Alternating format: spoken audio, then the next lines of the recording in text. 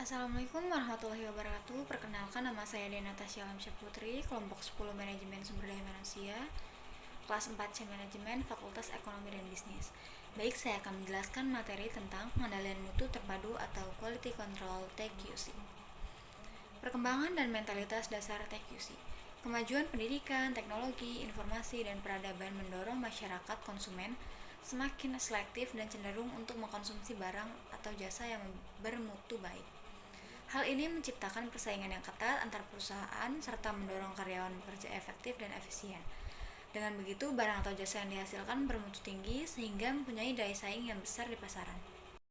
Baik, selanjutnya perkembangan TQC dari tahun ke tahun.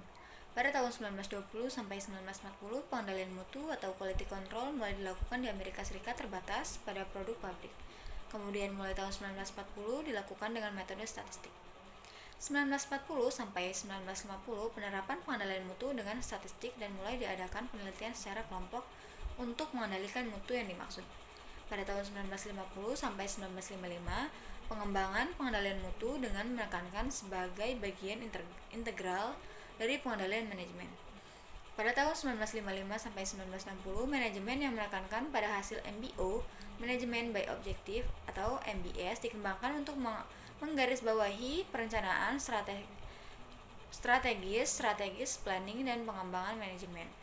Selanjutnya, pada tahun 1960 sampai 1965, mulai diperkenalkan Quality Control Circles atau QCC atau GKM atau gugus kendali mutu sebagai penggalakan pemeriksaan dan dengan pengendalian mutu agar seluruh karyawan tertinggi sampai dengan terbawah mempelajari metode statistik dan berpartisipasi aktif dalam pengendalian mutu. Pada tahun 1965 sampai 1978, QCC gaya Jepang lebih dikenal dengan nama TQC yang menekankan PDCA atau Plan Do Check Action pada seluruh tingkat organisasi oleh semua orang. Selanjutnya, organisasi. Organisasi gaya Jepang, gaya Amerika Serikat, dan gaya Eropa Barat perlu dipahami untuk dapat mengetahui konsep TQC tersebut. Perbedaan konsep organisasi gaya Jepang dengan Amerika Serikat dan Eropa Barat, TQC dan QCC perlu dipelajari dalam MSDM karena manusia adalah aktiva yang paling berharga, perencanaan, dan pelaku dalam mewujudkan barang atau jasa yang bermutu tinggi. Selanjutnya, dasar TQC. Dasar TQC adalah mentalitas, kecakapan, dan manajemen partisipasif dengan sikap mental yang mengutamakan kualitas kerja.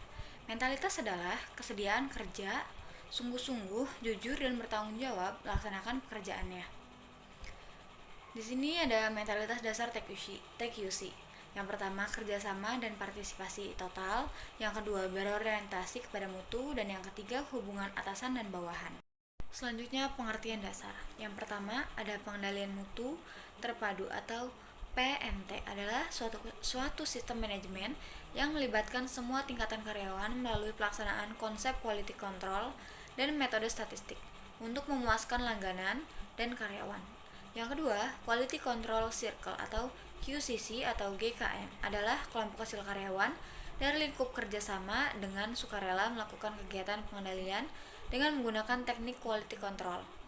Yang ketiga, Quality Control Project atau QCP adalah kelompok kecil karyawan dan lingkup kerja yang sama atau lebih luas yang melakukan kegiatan perbaikan dalam satu kali proyek sampai selesai dengan menggunakan teknik quality control. Yang keempat, dukungan manajer adalah dukungan dari manajer puncak dalam menetapkan kebijaksanaan dan memberi arahan, serta dukungan dari manajer media untuk berperan serta dalam TQC kekuatan. Yang kelima, TQC terletak pada bagian terlemah dari rantai lingkaran gugus kendali mutu atau QCC. Selanjutnya, tujuan dan manfaat. Yang pertama itu tujuan pelaksanaan TQC. Tujuan pelaksanaan TQC itu ada lima. Yang pertama, pencapaian kebijaksanaan dan target perusahaan secara efisien. Dan yang kedua, perbaikan hubungan manusia serta mutu barang atau jasa. Yang ketiga, peningkatan moral prakarsa dan kerja sama karyawan. Dan yang keempat, pengembangan kemampuan tenaga kerja. Terakhir, yang kelima, peningkatan produktivitas dan probabilitas usaha. Selanjutnya, manfaat pelaksanaan TQC. Yang pertama itu manfaat bagi karyawan, dan yang kedua manfaat bagi perusahaan, dan yang ketiga manfaat bagi konsumen. Selanjutnya, sistem manajemen TQC. Yang dimaksud sistem manajemen TQC itu apa sih? Yaitu mengetahui pengertian konsep standar dari sistem manajemen seutuhnya. Dapat melihat cara penerapan yang paling efektif dan tepat. Sistem manajemen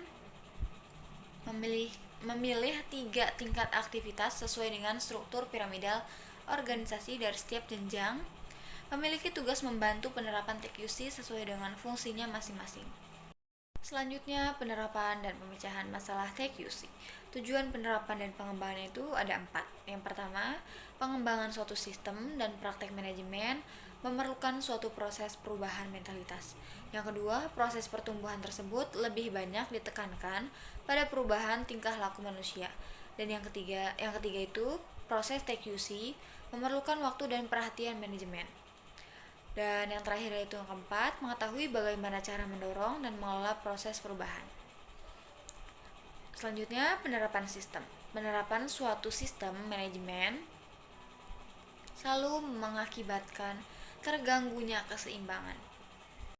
Dasar-dasar pemecahan masalah. Masalah harus dipecahkan untuk menjaga jangan sampai timbul masalah lain yang lebih besar dan lebih luas pada waktu selanjutnya. Menurut Jedway, mengemukakan 3 langkah pemecahan masalah dalam pengambilan keputusan.